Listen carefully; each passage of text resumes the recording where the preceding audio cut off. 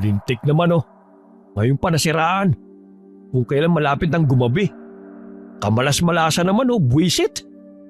Mahal, baka nabigla lang ang sasakyan sa haba ng biyahe natin. Halos 12 oras na rin kasi tayong nasa biyahe. Tapos, 3 beses lang tayong huminto. Nasaan na ba tayo? Sandali lang. Nasa Santa Cruz na pala tayo. Kaso mga 1.5 hours pa bago tayo makarating sa bahay ni na Leslie. Pahingahin na lang muna natin ang makina at magpahinga ka rin. Mas mainit pa yata sa makina ang ulo mo eh. Paanong hindi iinit ang ulo ko? Kanina pa tayo paikot-ikot eh. Ang sabi mo, alam mo ang daan papunta ron. Tapos mali-mali naman ang itinuturo mo. Alam mo na nga nagluloko yung map eh. Sasabayan mo pa. O ayan, dito pa tayo nasira ng sasakyan sa gitna ng kawalan. O paano na ngayon yan? Mahal, tinataasan mo na naman ako ng boses. Kumalma ka muna, okay? Paano natin mareresolba yan kung mas nauuna pang maging problema ang ugali mo? Mukhang may signal naman. Tatawagan ko muna si Leslie para makahingi tayo ng tulong. Sorry, pasensya na. Hindi ko lang napigilan eh. Titignan ko lang muna kung ano naging problema. Dito ka lang ha. Habang nasa labas si Dante, pinagtsatsaga ni Margaret ang kakarampot na signal na nag-uugnay sa kanila ng kausap niya sa kabilang linya. Pero hindi sila magkaintindihan. Kaya sa halip ay nag-chat na lamang siya sa kaibigan niya. Umaasa na matanggap niya ito para sa agarang tulong. Binuksan pa ni Margaret ang bintana upang langhapin ang sariwang hangin. Nang biglang may sumulpot sa harapan niyang isang gusgusing matandang lalaki. Ah! Dante! Mahal! Bakit? Ano nangyari? Sino ka? Doon ka nga! Lumayo ka rito! Huwag kang sumabay sa init ng ulo ko! Umalis ka rito! Kayo ang umalis rito! Huwag nyo nang tangkain pang manatili sa lugar na ito! Lumayo na kayo! Pinagluloko mo ba ako? Tingin mo ba kung hindi kami nasira nandito pa kami? Lintik na buhay talaga to oh. Lubayin mo nga kami! Doon ka manggulo! Isarado mo yung bintana mo, mahal. Baka masaktan ka pa ng baliw na ito eh. Aalis ka ba o sisipain kita? Ayaw umalis ng matandang lalaki. Kahit inaamba na siya nasasaktan na. Sa halip na matakot, umupo pa ito sa gilid ng pinto ng sasakyan at paulit-ulit lang ang mga salita niyang may pagbabanta. Ilang sandali lang din dumating ang isang ginang. O narito ka lang pala, Parlito. Tumayo ka nga riyan. Nanggugulo ka lang naman ng mga bisita eh. Hindi kami bisita. Nasiraan kami ng sasakyan. Kilala mo ba yung matanda na yan? Kunin mo na nga yan. Baka masaktan ko pa yan eh. Mahal, ganyan ka na naman magsalita. Pagpasensyahan niyo na po ang asawa ko. Mainit din po kasi talaga ang ulo niya. Lalo na ngayong nasiraan kami ng sasakyan. Malapit na gumabi. Mas mabuti siguro kung tumuloy muna kayo sa bahay namin. Malapit lang naman yun dito. Tapos bukas nyo na lang ituloy ang pag-aayos ng sasakyan ninyo.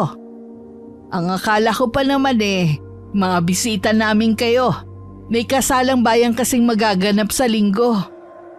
Hala, talaga po? Pupunta rin kasi kami sa kasal ng kaibigan namin sa linggo. Kaya po inagahan namin magpunta para makatulong pa kami sa preparasyon. Kaso nasiraan naman po kami. Kaya nga doon na nga lang muna kayo sa bahay magpalipas ng gabi. Alam nyo, magiging mas delikado kung dito lang kayo. Lalo ka na, iha. Buntis ka pa naman. Paano niyo po nalaman? Sa dami ng napaanak ko rito sa amin, alam ko na ang galaw ng mga pulso nila at lamlam ng mga mata. Kaya nang makita kita, alam kong nagdadalang tao ka. Huwag kayong sasama! Huwag! Manahimik ka na, Parlito. Pagpasensyaan nyo na siya. May diferensya kasi siya sa pag-iisip. Bumaba ng sasakyan si Margaret at lumapit sa asawa niya upang kausapin ito tungkol sa alok na tulong ni Manang Berna. Noong una hindi kumbinsido si Dante na makituloy sa bahay ng ibang tao. Lalo na at hindi naman nila kilala. Dagdag pang nasa probinsya sila at tagong lugar. Pero napilit siya ng asawa niya dahil natatakot din itong magpalipas ng gabi sa labas. Sumamang mag-asawa kay Manang Berna habang ang baliw na matandang lalaki pilit silang pinipigilan. Ngunit hindi sila nakinig. Maliit lang po pala tong lugar nyo. Iilang bahay lang po kasi ang nakita ko. Oo, kaya nga magkakakilala na kaming lahat. Bakit ganyan makatingin ng mga tao rito? Akala mo palagi naghahamon ng away. Tignan mo yung lalaki doon sa kabilang bahay. Kanina ko pa napapansin niyang nakatingin sa asawa ko. Mahal, huwag ka nga magtututuro dyan. Alam mong hindi pwede yung ganyan, lalo na sa probinsya. Baka mamaya makapagpatawag ka pa ng away. Normal na boses ko to. Ano magagawa ko? Sa katotoo naman Kanina ko pa napapansin niyang nakatingin sa'yo. Tingnan mo. Upaan ko yan.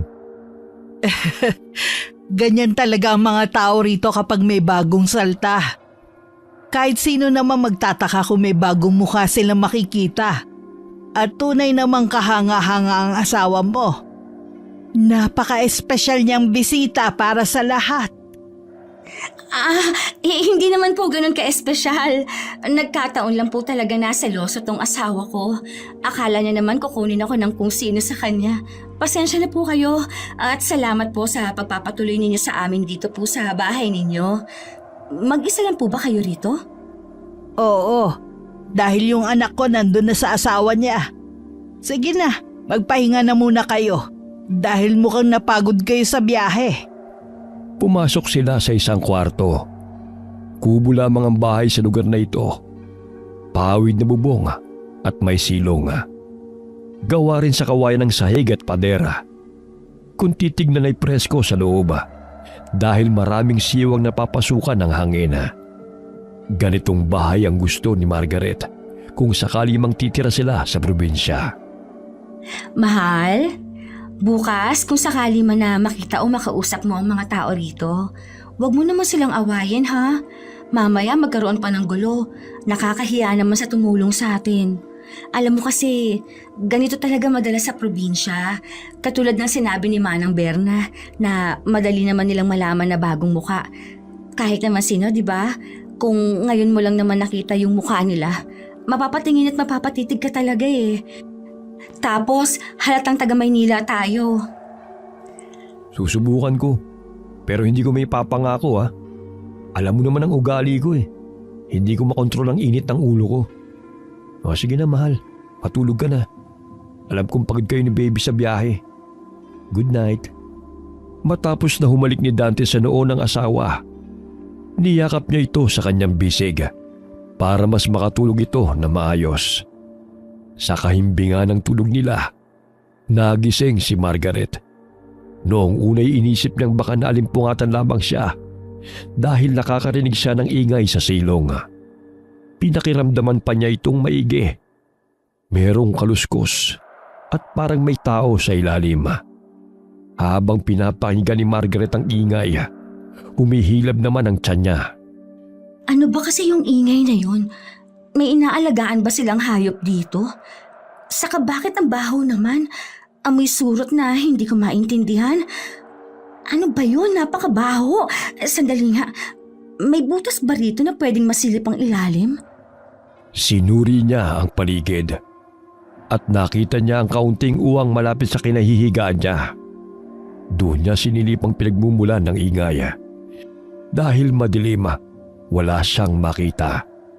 Kaya ginamit niya ang flashlight ng cellphone niya. Mahal! Mahal! Gumising ka dyan! Bakit? Ano nangyayari? Bakit ka sumisigaw? Anong amoy yun? Nakakasuka?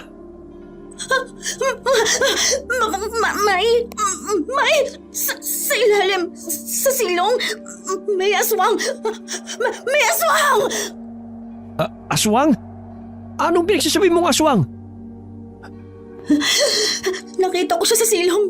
Namumula mga mata niya tapos nakakatakot ang mukha niya. May aswang talaga. Inagaw ni Dante ang flashlight sa asawa niya upang silipin ang silong. Doon ay saktong bumungad sa kanya ang itsura ng aswang. Napaatras siya ng sumugod ito at sandaling naalog ang sahig. Sunod-sunod naman ang pagmumura ni Dante habang inaalalayan na tumayo ang asawa niya. Buisit! Bakit may ganun dito? Mahal, feeling ko nasa taas na siya ng bubong. Ayan, parang may humahalo kaya nagbubukas ng bubong. Ano gagawin natin? Baka mapahamak tayo, lalo na si baby. Hindi ako papayag na masaktan ka niya. Sisiguraduhin ko mapapatay ko siya. Kinuha ni Dante ang baril na nasa bag niya. Itinapat niya yun sa bubong at pinaputok. Napaupo naman ang asawa niya at napatakip ng tenga. Nakiramdam sila sa paligid. Para bang nadaplisan niya ang aswang nang marinig niyang may bumagsak mula sa itaas. Dito ka lang muna sa loob. Huwag kang lalabas ha. Nagtangka pa si Margaret na pigilan ang asawa niya. Pero hindi ito nakinig sa kanya. Hindi na rin niya alam ang gagawin dahil sa pangingilabot ng buo niyang katawan. Alam niyang meron pang nakaabang sa silong. Naririnig niya ang asawa niyang nagmumura sa labas at hinahamon ng aswang na magpakita sa kanya. Ngunit walang lumalabas. Ilang sandali pa, napasigaw si Margaret nang maramdaman niyang may matalim na kuko ang sumagi sa talampakan niya. Sa pagsigaw niyang yon, agad na pumasok sa loob ang asawa niya. Itinuro niya ang silong kung saan sinilip muli ni Dante. Doon niya naabutan ang aswang. Inilalabas nito ang dila niya sa butas. Kaya nang barilin ito ng lalaki, tumagos ang bala sa dila ng aswang. Nagwala ito sa ilalim na naging dahilan upang maalog ang bahay. Ilang sandali pa, pumasok sa kwarto si Manang Berna. Ano nangyayari? Putok ba ng barilan na rinig ko? Ano ba naman tong lugar nyo? Alam mo bang may aswang dito? Mahuli ko lang talaga yan. Pinapangako ko papatayin ko yan. Nako, umaatake na naman pala ang aswang na yan. Siguro dahil alam niyang may buntis dito. Sandali lang, meron ako ritong pangontra sa aswang. 2 beses ko na siyang natamaan. Buhay pa ba yun? Hindi mo basta mapapatay ang aswang. Dahil hindi basta-basta ang kakayahan na meron sila. Hindi lang 1 o 2 bala ang pupuksa sa kanila. O ito, gamitin mo ang itak na to. Itarak mo sa silong para maiwasang bumalik siya dyan. Sinunod ni Dante ang utos ng ginang. Kasabay rin ang sandaling katahimikan sa paligid. Dahil gising na rin si Manang Berna, pinakisuyo muna ni Dante ang asawa niya para may makasama ito. Nais lumabas ni Dante para siguruhing wala na ang aswang. Grabe, ngayon lang ako nakakita ng ganon. Totoo palang may aswang. May mga nilalang talagang hindi natin inaasahan na totoo. Ang bilis namang mabalitaan na may bisita rito. At buntis pa. Pasensya na kung hindi ko kayo nasabihan agad. Hindi ko naman nakalain na may susugod na aswang dito. Ang tapang pala ng asawa mo, no? Hindi man lang siya nakitaan ng takot. Opo, ganyan po talaga siya. Kahit naman saan kami magpunta, walang inaatras ang laban yan. Kaya nga po, madalas siyang napapaaway kasi mainiting sadya ang ulo. Ah, ganun ba? Mukhang mahirap pala. Mahirap po? Ang ibig kong sabihin medyo mahirap palang makasama ang asawa mo. Alam mo na, lapitin sa gulo. Nagtangka na magsalita si Margaret pero hindi niya ito natuloy matapos na bumalik ang asawa niya sa loob. Pawis na pawis ito at bakas pa rin ang galit sa mukha. Wala na yung aswang. Hindi ko malang naabutan. Sana napatay ko na. Buwisit na yun. Gusto pang biktimahin ng asawa ko. May pangontra naman na kayo rito. Kaya hindi na yun babalik. Alam niya rin na matapang ka. Malamang hindi na yung magtatangka pa. Hayaan mo na lang muna. Kung nasugatan mo siya, siguro matagal pa yung maghihilom. Hindi na rin siguro yun mauulit. Talagang hindi na mauulit dahil aalis na rin kami mamaya. Hindi na nagawang makatulog ng mag-asawa dahil sa nangyari. Iniisip kasi ni Dante na baka biglang umatake na naman ang aswang at hindi niya ito maantabayanan. Nang sumapit na ang umaga, bumalik sila sa sasakyan para ayusin yun. Kanina pa tayo nandito. Hindi pa rin natin maayos ang sasakyan. Humingi na lang kaya tayo ng tulong sa kanila. Wala ring signal. Hindi nagsisend ang chat ko kay Leslie. Paano kaya to? Ayoko nang bumalik dun. Hindi ko gusto kasatan ng mga tao. Baka lalo lang ako mapaaway. Lintik naman, no? Ano ba problema ng sasakyan na to? Gusto ko nang umalis. Wala ba tayong ibang paraan para makalipat ng ibang bayan? Wala man lang sasakyan ng mga tao rito. Gusto mo bang kausapin ko si Manang Berna? Pupunta muna ako doon tapos babalikan na lang kita rito. Pupunta ka mag-isa? Alam mo na nga may nangyari sa'yo kagabi. Mamaya balikan ka ng aswang na yun. Mas lalo ka pang mapahamak. Sasamahan na kita. Ayusin mo muna ang inaasta mo. Baka mamaya kung ano-ano na namang lalabas dyan sa bibig mo. Ilang beses na kitang sinabihan na kapag kausap mo naman ng ibang tao, mag-ingat ka sa boses mo. Nag-iingat naman ako sa mga sinasabi ko. Alam mo naman ganito ang tono ng boses ko eh. Nasa kanila na yon kung mamasamain nila. Isa pa, masama ang pakiramdam ko sa lugar na ito eh. Ang misteryoso nilang lahat. Hindi na kumibo si Margaret. Hinawakan na lamang niya ang kamay ng asawa habang naglalakad sila pabalik sa bahay ni Manang Berna. Sa pagbabalik nila, napansin nila ang mga tao na napatigil sa kanilang ginagawa at natuon ang tingin sa mag-asawa. Dahil sa inasta ng mga ito, mahigpit na hinawakan ni Margaret ang kamay ng asawa. Tila ba pinipigilan niya ito sa maaari niyang masabi. Oh, bumalik kayo. Opo, kasi magpapatulong sana kami. May iba po bang masasakyan dito papunta sa kabilang bayan? Hindi po kasi namin maayos ang sasakyan para sana makahingi kami ng tulong sa kaibigan namin. Pasensya na kayo ha. Wala kaming sasakyan eh. Paminsan lang dumaraan dito ang kolong-kolong. Isang beses sa isang linggo. Kung gusto nyo hintayin nyo na lang sa linggo ng hapon. Ano bang lugar to? Bakit kahit transportasyon wala man lang kayo? Paano kayo nakakalis dito? Hindi naman kasi kami umaalis. Lahat ng kailangan namin narito na. Kaya nga kung gusto ninyo, maghintay kayo hanggang linggo. Kung maaabutan ninyo.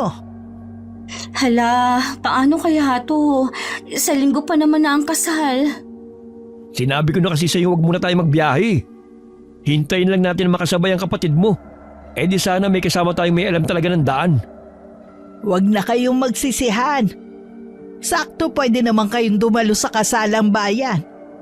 Aligurado akong matutuwa ang lahat sa pagdalo ninyo.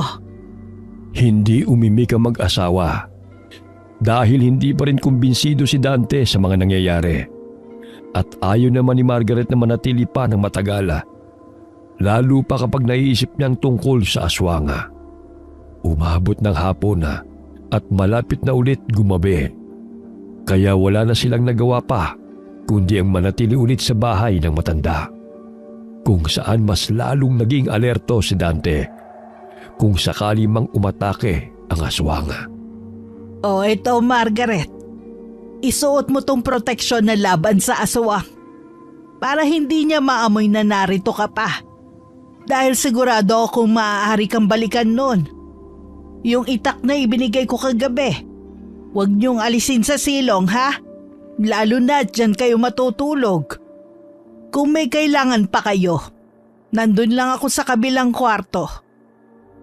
Maraming salamat po talaga sa tulong niyo, Manang Berna. Nakakahiya naman po. Ang dami na naming naistorbo sa inyo. Ganun talaga. Dapat inaalagaan ng espesyal na bisita. Lalo na't imbitado na kayo sa kasalang bayan. Nasabi ko na yun sa lahat. At nasasabik na silang makita kayo roon. Bakit naman nila kami aabangan? Hindi nga nila kami kilala eh. At paano kami magiging espesyal? Kung wala kaming choice kundi magpunta na lang. Malalaman nyo rin yan sa takdang oras. O sige na, magpahinga na kayo. Matutulog na rin ako. Hindi nila napansin ang ngisi na sumisilay sa labi ng matanda, habang ang mga tingin niya ay puno ng pagbabanta. Kahit pa sabing may proteksyon si Margaret, hindi pa rin sila napapanataga. Dahil kada kaluskos na nadidinig nila, nagiging alerto si Dante. Kahit pagod na ang katawan at naghahanap ng pahinga, hindi niya magawa. Dahil iniisip ng walang payapang pahinga sa isang misteryosong lugar. Kinaumagahan na, sobrang sakit ng ulo ni Dante, kaya mas lalong uminit ang ulo niya. Para maiiwas siya sa maaaring maging gulo, hindi siya pinapaharap sa ibang tao. Ako na dyan, Iha. Iwan mo na yan dyan. Hindi mo naman na kailangan tumulong. Hindi na po. Hayaan niyo pong tulungan ko kayo. Ang dami na pong namin naisorbo sa inyo eh. Nakikitira na nga po kami ng libre. Pati po ba pagkain namin kayo pa po ang maghahanda. Ganito po ba kayo kabait sa mga bisita ninyo? Sa mga espesyal na bisita lang. Dahil bibihira lang naman kami magkaroon ng katulad mo. Palagi niyo pong sinasabing espesyal kami. Isa lang din naman po kaming normal na tao katulad niyo. Hindi ka namin katulad. Ano pong ibig niyong sabihin? Taga-syudad kayo, habang taga-probinsya kami. Tinuturing naming espesyal ang mga katulad ninyo. Lalo na ang katulad mo. Katulad mo na napakaganda. Natawa si Margaret, pero daman niya ang pagkailang niya roon na. Halo-halong emosyon kasi ang nararamdaman niya sa tuwing kinakausap niya si Manang Berna.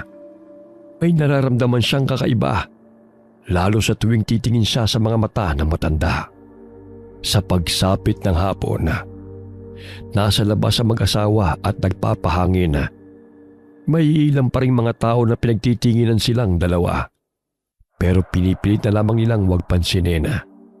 Habang tahimik silang dalawa, napansin nilang dumating ang kulong-kulong na may dalang mga sako. Teka, di ba yun yung sinasabi ni Manang Berna? Baka pagbalik niya sa kanilang bayan, pwede na tayong makisabay. Sandali, kakausapin ko lang siya. Kunin mo na yung mga gamit natin sa loob ng bahay para mabilis na lang tayo makaalis dito. Sinunod ni Margaret ang utos ng asawa. Atat na rin siyang makaalis sa lugar na ito. Habang abala siya sa pag-iimpake ng mga damit nila, biglang pumasok si Manang Berna. Anong ginagawa mo? Ay, andyan po pala kayo. Nag-e-empake na po ako. Kasi andyan na po yung kulong-kulong na tinutukoy nyo. Makikisabay na lang po kami. Maraming salamat po pala sa pagtulong niyo sa amin. Aalis na kayo kahit hindi pa tapos ang kasalang bayan? Opo kasi sa linggo na rin po ang kasal ng kaibigan namin. Pasensya na po. Pakisabi na lang po sa mga ikakasal na congrats. At sorry kasi hindi kami makakadalo. Excuse me po. Paglagpas ni Margaret sa matanda, nagsalita ito na siyang dahilan upang matigil sa paglabas ng bahay ang babae. Hindi kayo maaaring umalis sa lugar na to hanggat hindi pa natatapos ang kasal. Alam niyo bang pambabastos yun sa kultura namin? Maaaring pasukin ng kamalasan ng bayan namin. At maaari din kayong kapitan nun. Kung ayaw niyo maisama sa sumpa, huwag niyong tanggihan ang imbitasyon ng kasal. Hindi alam ni Margaret kung sinong susundin niya dahil bakas ang pananakot ng matanda habang tinatawag naman siya ng asawa niya at pinamamadali. Nahahati ang desisyon niya dahil isa sa kinatatakutan niya ang sumpa na tinutukoy ni Manang Berna. Lalo na at buntis ka pa. Kung ayaw mong dalhin ng magiging anak mo at ng susunod na henerasyon ng lahi niyo ang sumpa, huwag kayong umalis. Hindi kumilos si Margaret hanggang sa napansin niyang palapit ang asawa niya sa kanya at galit na galit ito. Itinuturo pa nito ang kulong-kulong na umaandar palayo. Ano bang tinutunga-tunga nga mo? Kanina pa kita tinatawag. Hindi mo ba ako naririnig? Alam mo nagmamadali yung driver. Ayaw niyang abutan ng dilim sa daan. Ano ba nangyayari sa'yo? Huwag na muna tayong umalis. Dito na lang tayo hanggang sa matapos ang kasal. Seryoso ka ba, Margaret? Talagang gusto mo pang magtagal dito? Nakikita mo ba kung gaano ka-weirdo mga tao rito? Ano bang sinabi mo rito sa asawa ko at bigla na namang ayaw umalis? Sinabi ko lang sa kanya ang maaaring mangyari. Nasa inyo pa rin naman ang desisyon. Pero huwag kayong magsisisi sa anumang mangyayari. Matapos itong sabihin ng matanda, ay agad siyang umalis sa harapan ng mag-asawa. Si Dante naman ay inulit ang tanong sa asawa. Doon lamang ikinuwento ni Margaret ang pagbabanta sa kanya ni Manang Berna. Naglakad din ito pabalik sa kwarto. Bakit ba nagpapapaniwala ka sa matandang yun? Anong sumpa? Ang tanda mo na, Margaret, para maniwala ka sa mga ganyan. Wala ka man lang sariling desisyon. Ito mahirap sa iyo eh. Kapag napangunahan ka ng takot, tumitiklop ka kagad. Yun na nga ang chance natin para makalis dito eh. Pinalampas mo pa? Hindi mo ba naiintindihan ang sinasabi ko? Buntis ako. At ang daming pamahiin kapag ganito. Baka mamaya kung ano pa ang mangyari sa anak natin. Hintayin lang natin na matapos ang kasal. Siguro naman maiintindihan tayo ni na Leslie. Ewan ko sa'yo. Hahanap ako ng paraan para makalis tayo rito. Hindi ko nahihintay matapos pang lintik na kasalang bayan na yan. Aalis tayo rito. Wala akong pakialam kahit na ayaw mo. Mabigat ang hakbang ni Dante habang palabas ng kwarto. Si Margaret naman ay naguguluhan sa mga nangyayari. Gusto niyang umalis, pero natatakot siya. Hindi sila nagkibuan ng asawa niya hanggang sa sumapit ang gabi. Nag-aasikaso ang babae sa kusina habang kasama si Manang Berna. Ang bango! Ang bango mo, Margaret. Po? Hindi nga po ako nakaligo ngayon. Naaamoy ko po ang sarili kong amoy pawis. Ang tagal ko nang hindi nakakaamoy ng ganyang klase ng bango. Magsasalita pa sana si Margaret nang nabigla siya sa kanampag na narinig niya sa labas. Dahil doon ay naalerto silang dalawa. May mga ikik pa siyang naririnig na para bang paikot-ikot itong lumilipad sa labas ng bahay. Ano po yun? Nandyan na naman sila sa labas. Naghihintay ng pagkakataon na makasunggab. Hindi mo ba sinuot ang proteksyon na ibinigay ko sa'yo? Naiwan ko po sa loob ng kotse kanina. Hindi ko na po yun nabalikan. May aswang sa paligid. Umiikot siya sa silong. At hindi siya nag-iisa. Marami sila. Napasigaw si Margaret matapos na may bumutas ng pawid na bubong. At mula roon ay lumabas ang isang mabalahibong kamay. May matalim din itong kuko. Dahil sa gulat napaupo siya. Pero sa pagkakataon din na yun, ay naramdaman niyang may kumakalkal ng sahig galing sa silong. Ano pong gagawin natin? Huwag kang mag-alala. Akong bahala sa kanila. Lalabanan ko sila. Tawagin mo ang asawa mo. Masyado silang marami. At hindi ko sila kayang labanan lahat.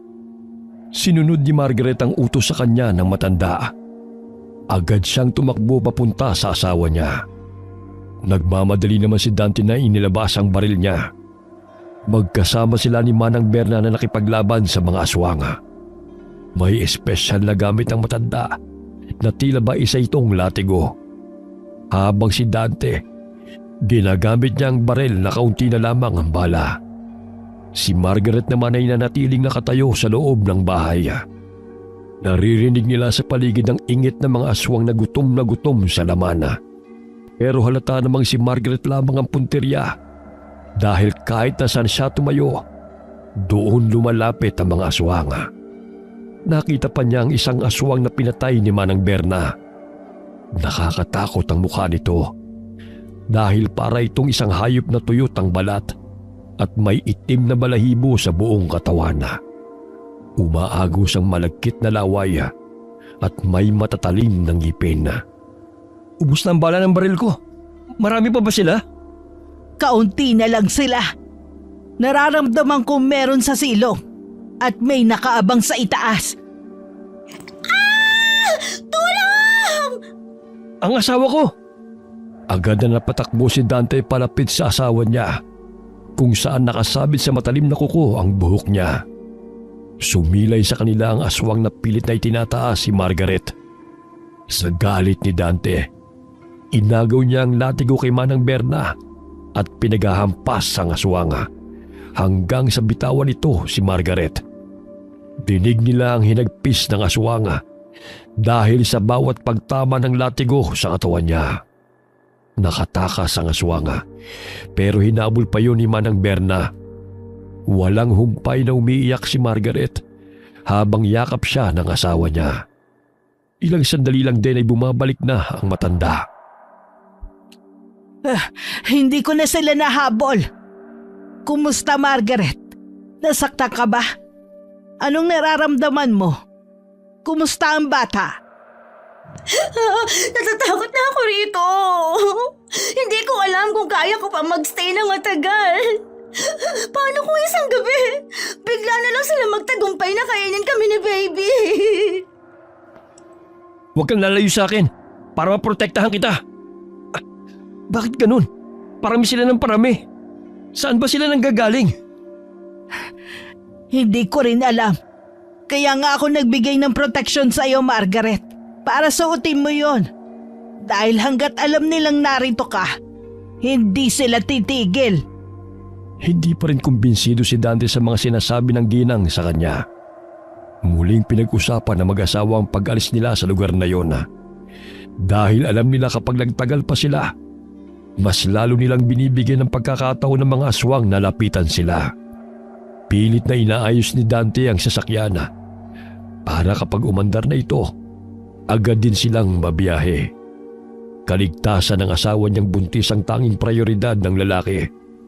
Sa paglipas ng maghapon nasa loob ng sasakyan ng mag-asawa. Ilang beses mo nang sinubukan paandarin ang sasakyan, pero wala pa rin. Pasensya ka na sa naging desisyon ko kahapon, mahal. Hindi ko lang talaga nagustuhan ang sinabi ni Manang Berna. Alam mo namang mabilis ako maniwala sa mga sumpa, di ba? Tapos ngayon, mukhang mas lalo kong pinalala ang sitwasyon natin. Yaan mo na. Wala na rin naman tayo magagawa eh. Basta alam ko maaayos ko ang sasakyan at makakaalis tayo sa lugar na ito.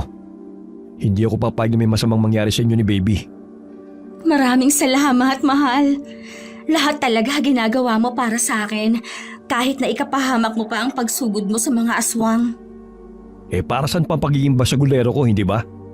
Kung nakilala mo kong palaban sa kanto ng kamay nilaan, mas kaya ko makipagpatayan sa mga aswang ng probinsya.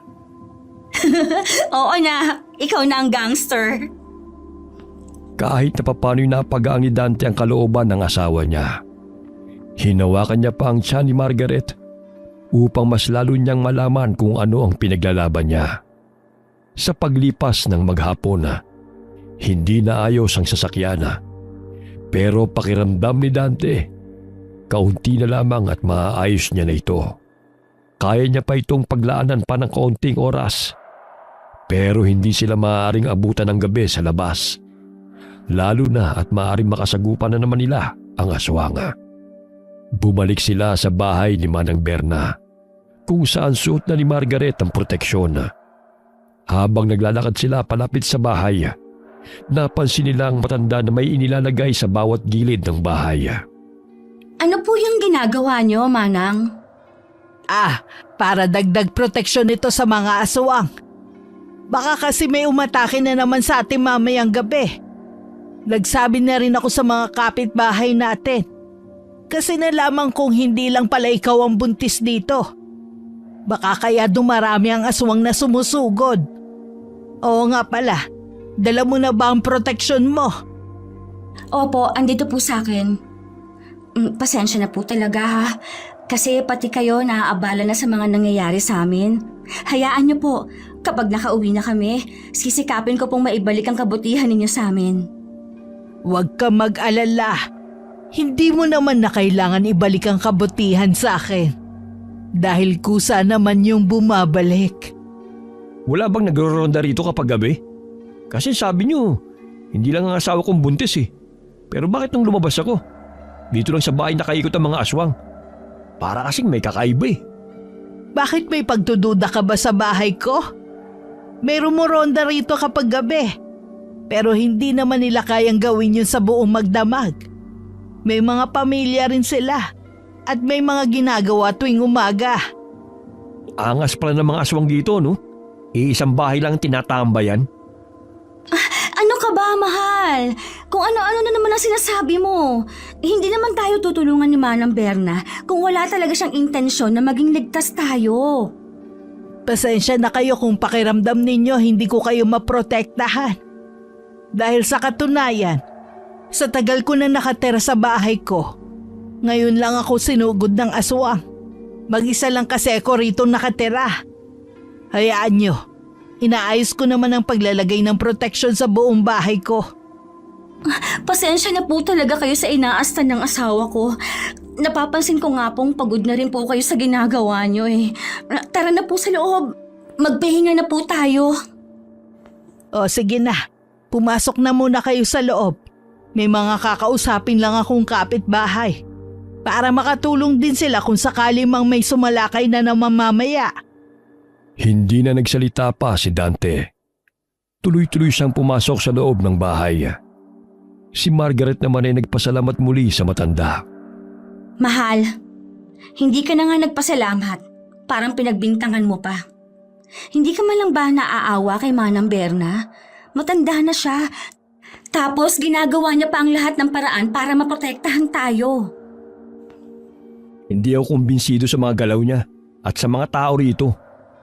Unang salta natin dito. Alam ko may kakaiba na sa kanilang lahat. Alam ko may kinalaman sila sa mga nangyayari. Hindi lang talaga natin mahuli. Inilibot ni Dante ang mga mata niya sa paligid ng bahay. Gusto niyang makahanap ng ebidensya. Pero masyadong malinis ang lahat. Pinilit naman siya ng kanyang asawa na pakitunguhan si Manang Berna na maayos. Dahil nahihiya na rin siya sa inaasta ng asawa niya. Alam naman ni Margaret na ganoon talaga ang ugali ng asawa niya. Kahit ang pananalita nito ay hirap siyang kontrolin. Pero umaasa siyang kahit na papano'y maging mas mahinahon pa itong magsalita. Nang gabing yun, hindi natulog si Dante. Nag-aabang siya ng pag-atake ng aswang at para mabantayan niya rin ang asawa niya. Ngunit natapos ang magdamag, nakalmado ang lahat. Kinabukasan. Mahal, tara, samahan mo ako sa labas. Tingnan natin yung ginagawa nilang pag-aayos para sa kasalang bayan. Wag na! Makikihalubilo ka pa sa mga tao rito. Hindi naman natin sila kilala. Hintayin mo matapos ako rito sa pag-aayos ng makina. Para kapag nakapunta na tayo kina Leslie, doon ka tumulong. Sige na, please. Gusto kong tulungan silang gumawa. Nababagot na rin kasi ako rito eh. Panay na lang akong nasa loob ng kotse kapag umaga. Tapos nasa loob naman ng bahay kapag gabi. Alam mo na nga nagdududa ako sa kanila eh. Tapos lalapit ka pa. Paano kung isa sa mga inang aswang? Tapos bigla ka na lang punteriyahin doon. Mukhang hindi pa naman sila mapagkakatiwalaan. Sige na kasi. Please po. Hindi ka ba naaawa sa akin? Ayaw mo bang maging masaya kami ni baby? Sige na, please. Magpapasama na nga lang ako kay Manang Berna. Isa pa, nakita ko halos mga kababaihan na nagde-design doon. Saka ang aga-aga pa. Tingnan mo nga ang taas ng sikat ng araw. Tingin mo ba lalabas ang aswang? Wala siyang sunscreen, panggabi lang duty niya. Nakakuha mo pa talaga magbiro eh, no? Mamaya na. Hintayin mo na ako matapos dito. Ako na sasama sa'yo. Napapalakpak pa si Margaret sa tuwa habang sinasabi yun ng kanyang asawa. Tinupad naman ni Dante ang sinabi niya. Iniwan niyang sasakyang inaayos para pagbigyan ng asawa niya. Habang masaya si Margaret na nakikihalubilo sa mga tao, nakamasid lamang si Dante. Kapansin-pansin ang tila pag-iwas ng mga tao sa asawa niya. Pero dahil naroon si Manang Berna, hinahayaan lamang siyang makitulong. Isa-isang pinagmamasdan ni Dante ang mga tao. Para bang inuusisa niya ang pagkatao ng mga ito. Sa pagiging abala niyang tignan ng mga nasa paligid niya, nawala sa paningin niya ang asawa. Doon niya lamang napansin ang balikan niya ito ng tingin. Pero wala ito sa kaninang kinatatayuan. Agad siyang kinutuban dahil kahit saan magtungo ang mga mata niya, wala si Margaret. Nasaan na yun? Saan nagpunta yun? Natigilan siya matapos na marinig ang isang sigaw at boses yun ng asawa niya. Dali-dali siyang nagtungo sa pinanggalingan ng sigaw, kung saan niya naabutan si Margaret na kaharap ang isang gusgusing lalaki. Si Parlito. Matalim ang mga mata nitong nakatingin sa babaeng kaharap niya. Dahil sa galit at pag-aalala ni Dante, sinugod niya ang pulubi at tumama ang kamao niya diretso sa panga nito. Bumagsak si Parlito sa lupa. Doon ito tuluyang binugbog ni Dante.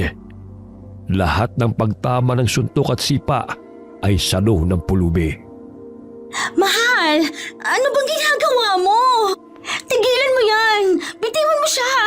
Ano ba? Tama na! Ano ba? Bitiwan mo ako!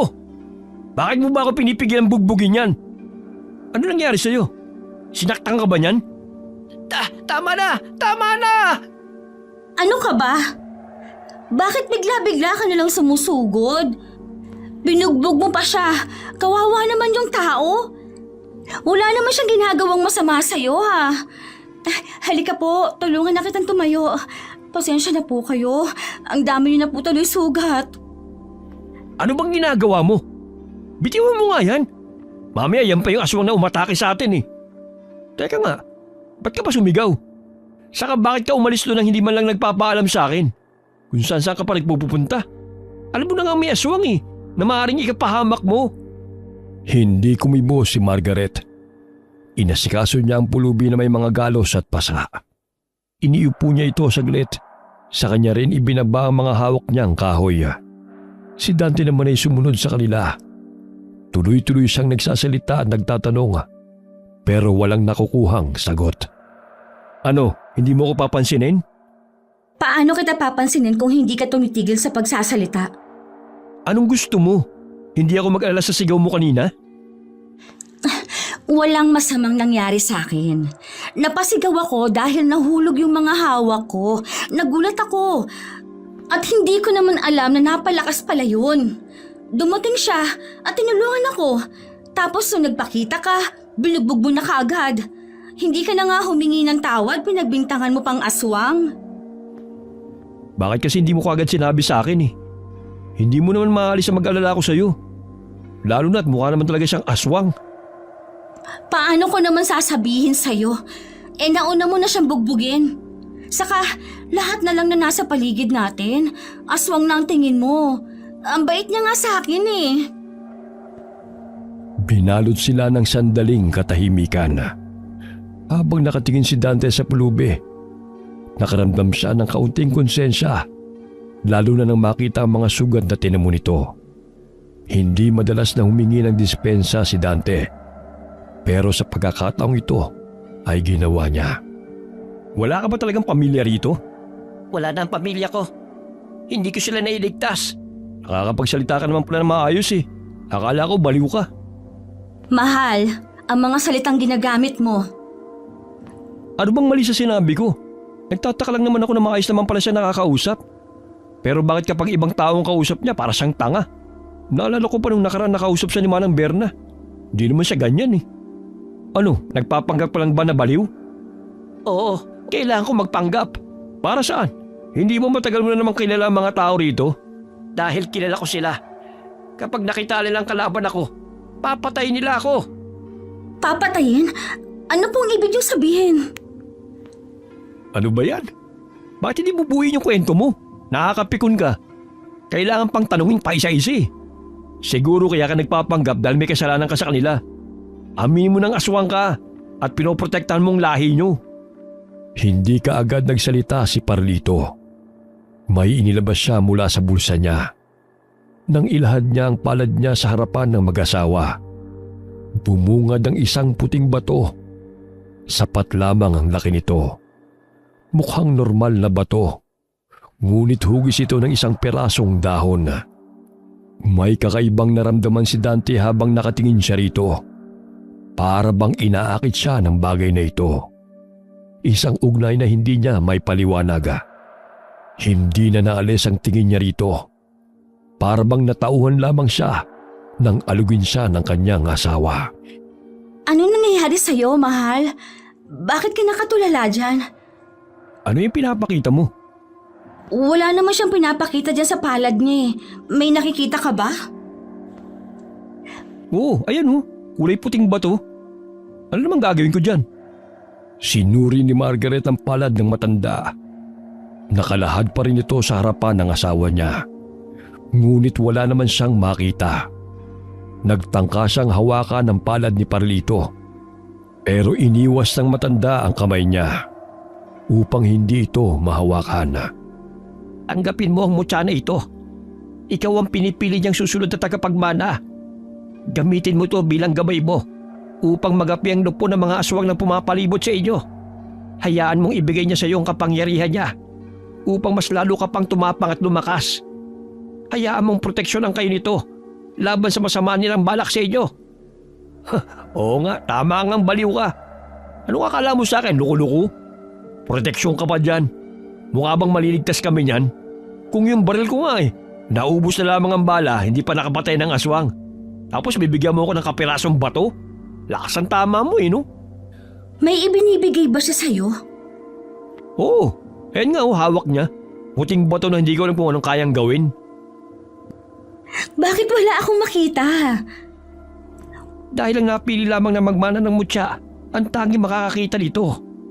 Alam kong ikaw yon, Dante. Tanggapin mo na ang mutya ng ipil-ipil bilang tanda sa pakikisa mong lulupigin ang kasamaang matagal nang bumabalot sa bayang ito. Hindi kumibo si Dante. Nais niyang mainis at tabigin ang kamay ng matanda. Ngunit hindi niya ito magawa.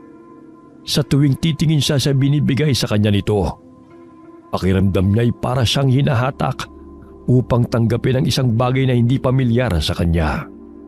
May kakaiba itong enerhiyang kaya siyang pasunurin. Kunin mo na ito, Dante. Tutulungan ka nitong ipaglaban ng pamilya mo. Laban sa parating na malaking labanan. Wala ka ba talagang nakikitang hawak niya, mahal? Wala eh. Malaki bang nakikita mong bato o sobrang liit? Pero wala talaga akong makita. Sure ka bang meron? Maniwala ka lang, Dante. Ang kakayahan ng mutyang nag-iisa mong kakampi. Hindi alam ni Dante kung paano niya nagawang iangat ang sarili niyang kamay upang iabot sa matanda. Isinalin sa palad niya ang mutya ng ipil-ipil. At habang nararamdaman niya ang init sa kanyang palad, tuluyang naglaho ang mutya. Pagtataka naman ang mababaka sa mukha ni Margaret dahil kahit na anong gawin niya ay wala siyang makitang mutya. Huwag kang mag-alala dahil hawak mo na ang mutya. Ang gabay niya nang sasalba sa inyo. Narito lang din ako handang tumulong. Hindi mo ba ako tinatarantado? Ba't hindi nakikita ng asawa ko? Pero ako nakikita ko. Nasabi ko na kung bakit. Paniwalaan mo na lamang yon. Sa darating na kasalang bayan, doon na bubungad sa iyong katotohanan patungkol sa mga taong nakapalibot sa inyo. Huwag kang papalinlang sa mga bagay na nakikita lamang ng mga mata mo. Dahil hindi lamang kayo ang nabiktima nila. Marami na bago kayo. Ngunit sana, kayo na rin ang huli. Alam kong hindi kayo pababayaan ng mutya ng ipil-ipil. Dahil hindi kanya pipiliin kung hindi ka karapat-dapat. Kahit pa man gulong-gulo ang utak ni Dante, tinanggap niya ang mga sinabi ng baliw. Noong una hindi niya maikaila sa sarili niya na baka nababaliw na rin siya. Pero alam ng katawan niya ang bagong enerhiyang pumasok sa kanya. Simula nang mahawakan niya ang mutya. Kinagabihan na, hindi makatulog si Dante dahil sa kakaisip kung ano ba ang mga babalang binitiwan ni Parlito. Nagbabantay rin siya ng kanyang asawa. Alam mo, mahal, kanina ko pa iniisip yung usapan ninyo ni Mang Parlito. Gising ka pa pala. Akala ko naman mahimbing na ang tulog mo. Anong oras na Matulog ka na. Talagang tumayo ka pa humiga ka na nga rito.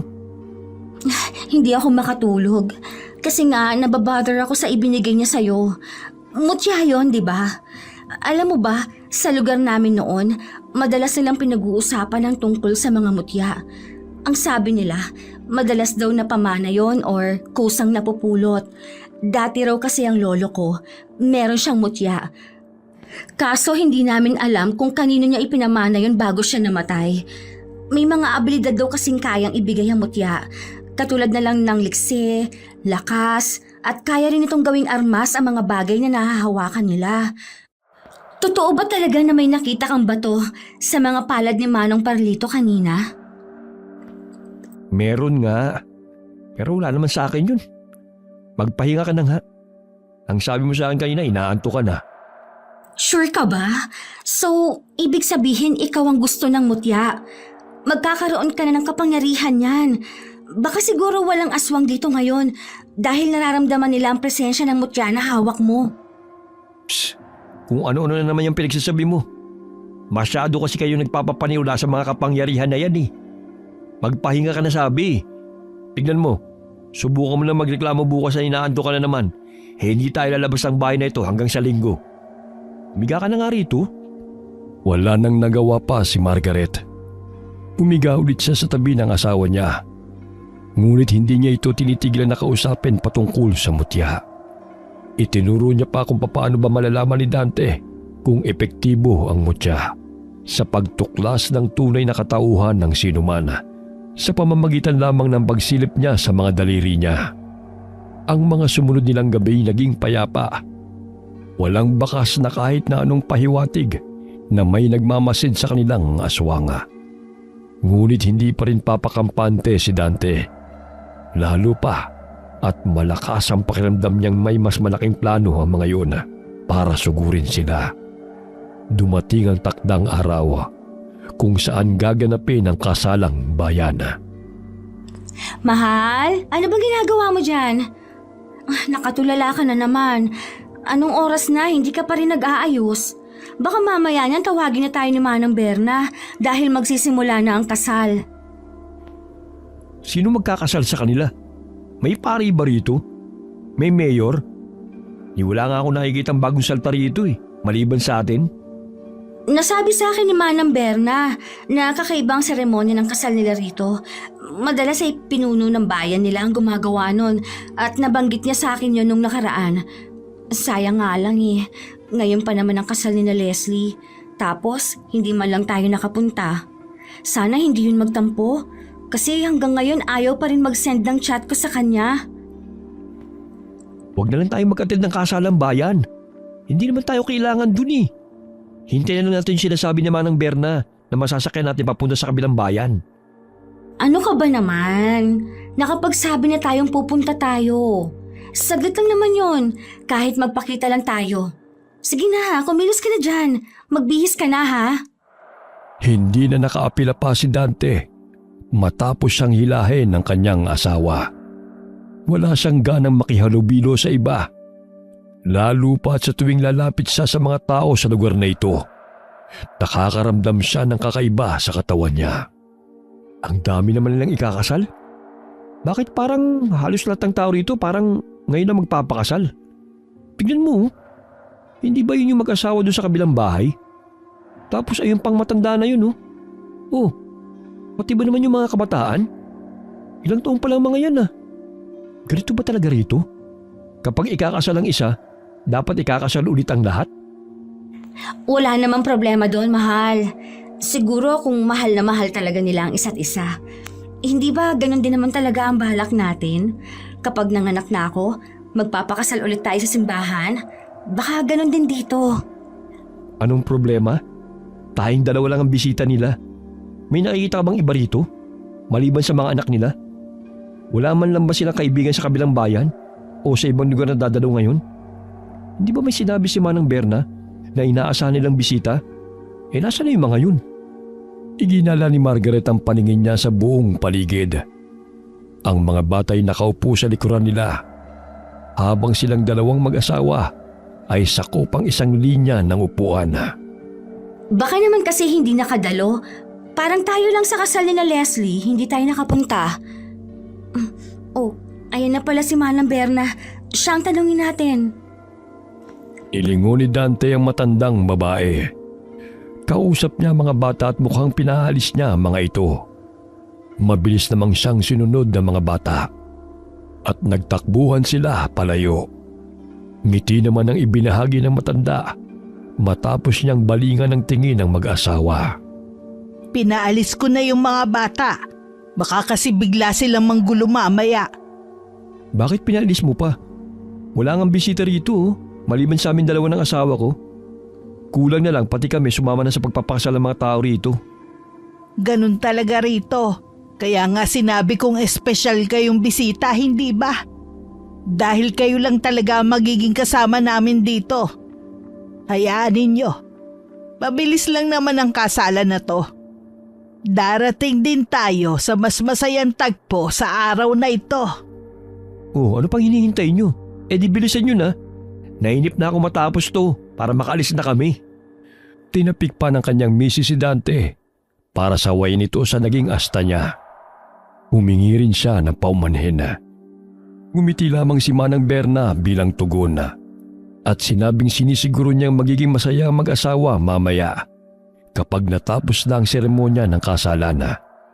Katulad ng sinabi ng matanda, sinimulan na nilang pag-isahing dibdib ang mga nagmamahalan at si Manang Berna ang nagkasal sa kanila bilang siya ang nagsisilbing pinuno ng bayan nila. Tapos na ang kasalang bayan. Pupunta na tayo sa pinakamasayang parte ng araw na ito. Ang dami namang ganap niya Anong oras na? Bakit wala pa yung sinasabi mo maghahatid sa amin sa kabilang bayan? Huwag mong sabihin na aabot na naman kami rito ng gabi. Mahal, hintayin na lang nating dumating. Hihintayin? Mukha bang may hinihintay pa tayo? Wala nga dumarating Alam ba kung anong oras na? Malamang hindi yun ngayon pumunta. Dahil nung huling beses kami nagkita, ang sabi niya ayaw niyang abutan siya ng gabi sa biyahe. Kung wala naman ngayon, baka bukas yan. Hintayin nyo na lang. Kung kami nga palaging matyagang naghihintay ng mga ganitong pagkakataon. Tara na, sumama na tayo sa kanila papunta sa reception. Mukhang gutom ka na rin Maghintay na lang tayo ha. Andito na rin naman tayo Hindi na naman natin maaabutan ng kasal ni Leslie. Bakas sa mukha ni Dante ang inis. Lumingon pa siya sa likuran niya at nagbabaka sakali na dumating na ang driver ng kulong-kulong. Ngunit bigo siya. Sumama siya sa asawa niya kung saan sila nagpunta sa gitnang bahagi ng mga kabahayan. Naroon nagtitipon-tipon ang lahat. Pati ang mga kabataan na pinaalis kanina ni Manang Berna. Salubong pa rin ang kilay ni Dante. Lalo pat ang lahat ng naroon ay sa kanila nakatuon ang tingin. Abang na abang sa pagdating nilang mag-asawa. Bakit walang handa? Ang akala ko ba dito dadalhin yung mga niluto nila? Nasaan yung pagkain? Medyo nakakatakot silang tumingin sa atin. Para kasing nanlilisik ang mga mata nila. Mahal, di ba may sinabi ka sa akin nung nakaraan tungkol sa placement ng kamay ko para malaman kung anong kaharap natin? Tungkol ba sa mutya? Oo, ang gawin mo lang, pagdikitin mo yung dalawa mong hintuturo at hinalaki para makahugis ka ng triangle. Then, baligtarin mo tapos doon ka sumilip. Parang ganito sa kamay ko. Naalala ni Dante ang turo ng asawa. Isinilip niya ang kanyang mata sa pagitan ng mga daliri niyang hintuturo at hinalaki na nakabaliktad na patatsulok. Doon bumungad sa kanya ang kagimbal-gimbal na katauhan ng mga nasa paligid nila. Napaatras siya at napasigaw. Bakit? Anong nakita mo, mahal? Kailangan natin makalis dito. Bilisan mo na. Paglingon nila, bumungad sa kanila si Manang Berna. Malawak ang ngiti nito, ngunit may ibig sabihin ang mga tingin niya. Saan kayo pupunta? Hindi pa tayo nagsisimula, iiwan nyo na kami? Hindi yun maaari. Dahil ilang taon kami naghintay para sa ganito ka-espesyal na pagdiriwang. Hindi kayo pwedeng umalis dahil kayo ang handa namin. Umalis ka sa harapan namin. Kaanib ka nila. Isa ka ring aswang. Hindi pa man nailalabas ni Dante ang galit niya. Nagpakita na ng tunay na anyo si Manang Berna. Sumabay sa pagdilim ng kalangitan ng alingaw-ngaw ng mga aswang. Sa pagsugod ni Manang Berna sa kanila, hinila ni Dante ang asawa niya at bumagsak sila sa lupa. Paglingon din nila sa mga tao, naging katulad na sila ng anyo ni Manang Berna. Bumungad sa kanila ang mga nanilisik na mata ng mga ito at naglalaway na mga pangil. Baka sa kanilang uhaw at gutom para sa dugot laman ng mag-asawa. Mahal, anong gagawin natin? Ang dami nila. Huwag ka mag-alala. Hindi ako papayag na masaktan kanila. Pagbilang ko ng 3, tumakbo ka na. Ha? Paano ka? Baka mapahamak ka. Kaya kong sarili ko. Basta siguruhin mo makakalayo ka rito. Dala akong lalaban sa kanila. Mahal, basta palagi mong tatandaan. Mahal na mahal ko kayo ni baby. Handa akong gawin ang lahat para lang maging maayos kayo. Ihanda mong sarili mo. 1, 2. Bago pa man umabot sa 3 bilang, sumugod ang mga aswang at napalibutan silang 2. Hindi magawa ni Margaret na makatakbo palayo. Kaya ang ginawa ni Dante, hinawakan niya ng mahigpit ang asawa upang hindi ito malayo sa kanya. Sunod-sunod naman ang naging pagmumura niya dahil masyado silang marami para sa kanya. Hindi niya rin nadala ang baril niya dahil itinago ito ng kanyang asawa. Alam ni Dante na kaya niya sanang magapi ang mga ito, ngunit iniisip niya ang kapakanan ng kanyang asawa. Wala na kayong tatakbuhan. Kaya kung ako sa inyo, ibigay nyo na ang nais namin. Napakabango ng sanggol na nasa sinapupunan mo, Margaret. Hindi ko alam kung kailan ang huling beses kaming nakatanggap ng ganyang regalo. Lintik ka! Sinasabi ko na nga bang may iba kang hangad sa amin ng asawa ko? Nagpapanggap ka pang mabait, samantalang ikaw palang leader ng mga aswang. Kaya duda na ako sa pagtulong mo sa akin nung sinasagupa ko mga aswang. Ayaw mo silang saktan. Mapanlin lang ka. Kailangan kong gawin yun. Dahil kailangan buong asawa mong haharap sa amin. Para sa natatanging kasalan na ito, wala ka na magagawa. Kahit naubusin mo lakas mong kalabanin kami, hindi ka uubra. Matapos itong sabihin ni Manang Berna, ay agad na sumugod ang ibang mga aswang. Maliliksi ang mga ito. Maging ang pagtalo nila ay matataas. Ngunit naging mas alisto si Dante. Dahil nang lumapit sa kanila ang aswang, hinigit niya ito sa leeg at inihagi sa iba pang papalapit sa kanila.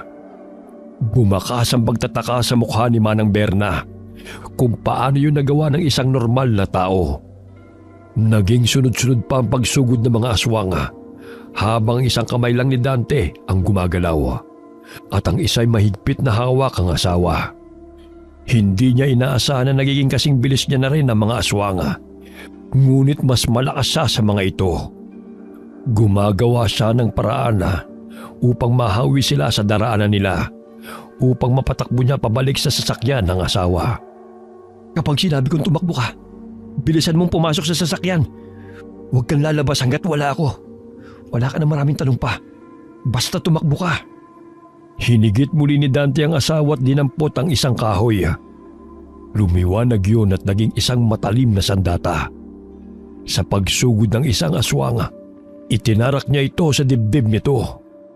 Takbo! Kasabay ng pagbitaw niya sa asawa niya, ang pagsugod niya sa mga aswang. Napakarami nila dahil kahit na may mga napatay na siya, pakiramdam niya hindi nauubos sa mga ito.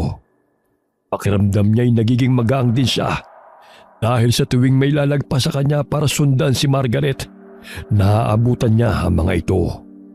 Habang nakikipaglaban siya sa mga aswang, nasusugatan din siya dahil sa mahabang kuko ng mga ito. Ngunit halatang hindi siya ang punterya ng mga aswang, kundi ang asawa niya.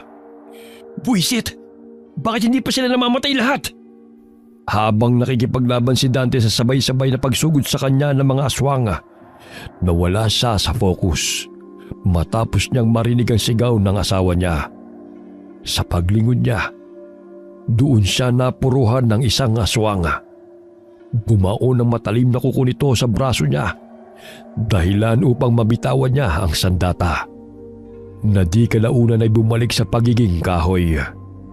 Sa pag-atake sa kanya ng ilan pang mga aswang, tumalsik siya sa isang kubo at bumagsak sa lupa. Ngunit ang tingin niya ay nasa kanyang misis pa rin. Nakaupo sa lupa si Margaret habang gumagapang siya patras. Nasa harapan niya si Manang Berna, habang ilang mga aswang ay gumagapang din palapit sa kanya. Sumisinghot-singhot pa ang mga ito na tila inaamoy ang bata sa sinapupunan ng kanyang asawa. Buwisit!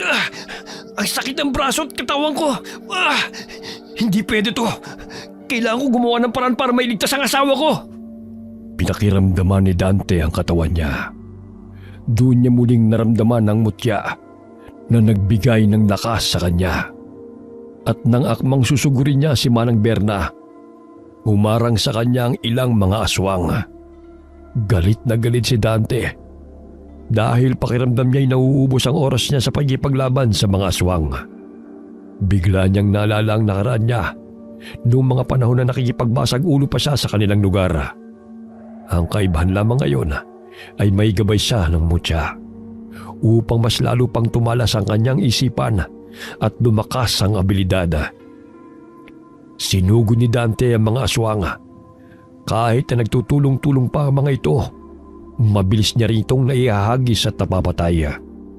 Dumampot ng bato si Dante at sa paghagis niya nito sa mga aswang na nakaabang sa asawa niya, diretso itong tumama sa kanila. Kasabay din ang pakikipagsagupa niya. Dumating si Parlito. Bit-bit nito ang dalawang kawayan. Inihagis niya ang isa kay Dante.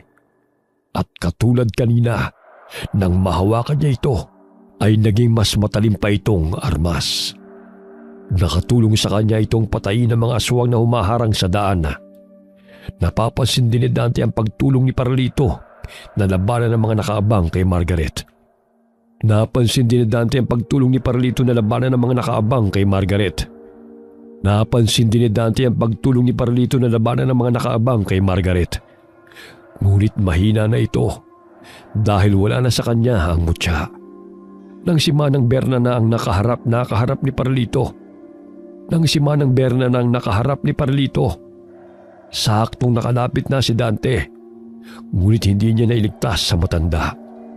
Dahil bumao ng matalim na kuko ni Manang Berna sa dibdib ng matandang lalaki. Kaya palang lakas ng loob mong labanan kami. Ikaw na palang namamahala ng mutya. Pero hindi mo pa rin kami mauubos. Hindi ako papayag na lupigin mo ang lahing matagal na naming iningatan. Kahahantungan mo rin ang dinanas ni Parlito. Ikaw lang ang maaaring buhayin ng mutya. Ngunit hindi mo kayang kontrolin laban sa aming lahat. Diyan ka nagkakamali dahil kaya ko kayong ubusin para matigil ang kasama na ginagawa nyo. Sinisiguro kong dadaan muna kayo sa bangkay ko bago nyo masaktan ang asawa ko. Sumigaw ng napakalakas ni Dante na naging dahilan upang mabingi ang mga aswang. Tinangay rin sila nang biglang lumakas ang hangin. Doon na nakakuha ng tiyempo si Dante upang lusubin ang mga natitirang aswang. Inisa-isa niyang patamaan ng matalim na espada ang bawat aswang na makaharap niya. Bumabaw ng espada sa dibdib, leeg, ulo at tiyan ng mga ito. Dumaloy ang dugo ng mga aswang sa espada pababa ng kamay niya. Habang nakikita niyang nauubos na ang mga kalaban niya, nakakaramdam siya ng kaginhawaan. Nakahandusay ang mga katawan nito sa lupa hanggang sa isa na lamang nananatiling buhay sa mga aswang. Hindi! Hindi ito maaari! Pinatay mo ang pamilya ko! Inubos mo ang lahi namin! Sinisiguro ko sa iyong pagbabayaran mo tong lahat! Sinabi ko naman sa iyong kaya ko kayong ubusin. Sinabi ko na sa iyong hindi mo gugusto yung magalit ako. Dahil kahit sino pa kayo, handa ko kayong labanan. Huwag lang masaktan ang asawa ko. At ngayon, sa huling pagkakataon, magsasama-sama kayong lahat. Galit na galit si Manang Berna na sumugod kay Dante. Puno siya ng determinasyon na mapatay ang lalaki. Pareho silang malakas at pareho silang may ipinaglalaban.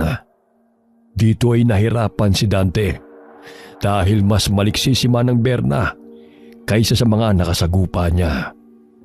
Naiiwasan niya ang mga galaw ng lalaki. Doon mas lalong nangibabaw ang gigil ni Dante. Mukhang nagamay na ni Manang Berna ang galaw niya, kaya iniba niya ang estilo. Sa muling pag-atake sa kanya ng huling natitirang aswang, inikutan niya ito. Ngunit naging mas alerto si Manang Berna. Nahigit ng matalim niyang kuko si Dante. Sabay silang bumagsak sa lupa, ngunit hawak niya ang lalaki sa leeg. Sinasabi ko sa iyong hindi mo ko kaya. Dahil walang sino man ang nagpatumba sa akin. Kahit patangan mo ang mutya, lahat ng humawak niyan, hindi ako kayang talunin.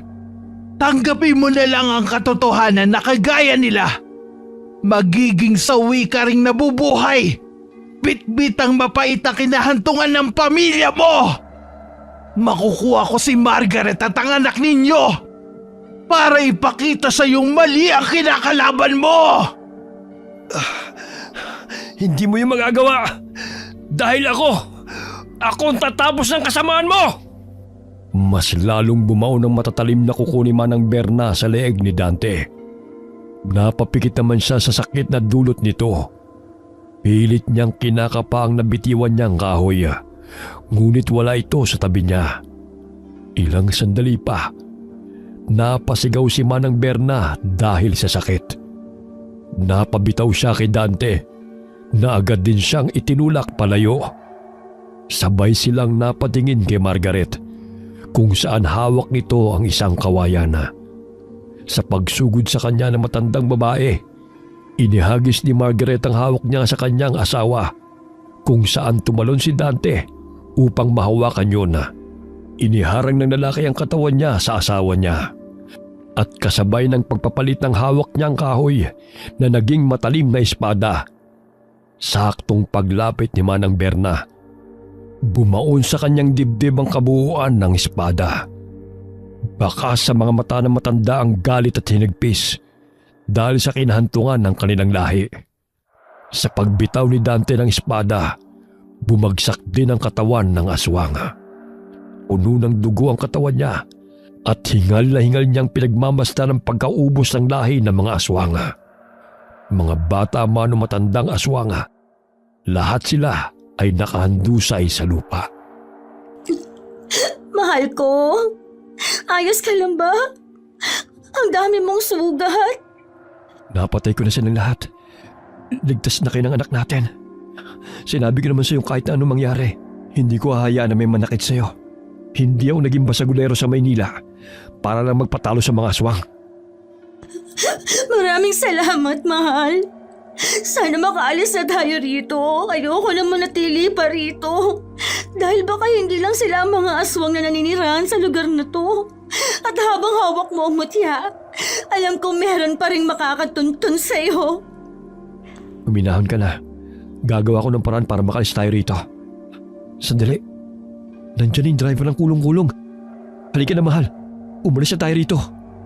Pagtataka ang mababaka sa mukha ng driver nang makita niya mga katawang nakahandusay sa lupa at ang mga dugo ang katawan ng mag-asawa. Nakiusap si Dante na ihatid sila sa kabilang bayan kung saan sila makakakuha ng signal para makatawag na sila sa mga kamag-anak nila. Hindi naman na nagtanong pa ang driver, agad na rin silang umalis. Habang nasa biyahe sila, ay pinag-uusapan nila ang tungkol sa mga taong nakatira sa bayan na yon. Ang sabi pa ng driver, silang dalawa lamang ang bisita na nakaalis sa lugar na yon. Kaya raw ayaw niyang inaabot siya ng gabi sa pag-deliver ng mga pagkain doon. Dahil alam niya ang kwento tungkol sa mga taong nakatira sa Tagong Bayan. Ngayon lamang niya nakumpirma na tunay ngang mga aswang sila. May kalayuan ang naging biyahe nila. At nararamdaman ni Dante na marami pang aswang sa paligid nila. Ngunit hindi ito lumalapit sa kanila.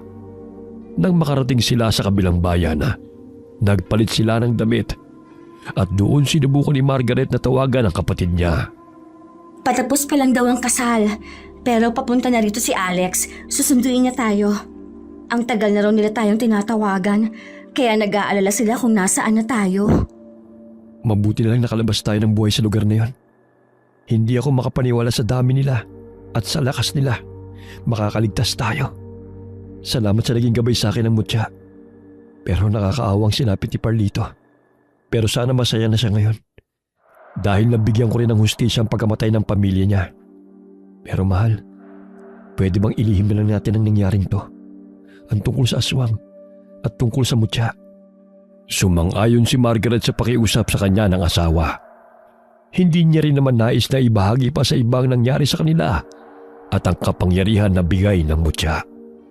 Ang mahalaga sa kanya ay ang nakaalis sila ng buhay at maging maayos pa rin ang kanilang pamilya. Nang dumating ang kapatid ni Margaret, labis ang pag-aalala sa mukha nito. Tinanong kung anong nangyari sa kanila.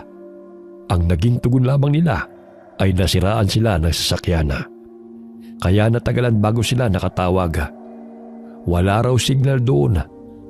At nang tanungin ng bayan na pinaghintuan nila, hindi na sila sumagot. Sa paglipas ng panahon, nanganak na si Margaret. Maayos silang nagsasama ng asawa niya at naging maayos na rin ang ugali ni Dante. Hindi na siya ang dating lalaking padalos-dalos sa emosyon. Habang lumalaki ang kanilang pamilya, tangan pa rin nila ang kwentong puno ng misteryo at lihim ng mag-asawang minsang naging imbitado sa kasalang bayan. Wakas.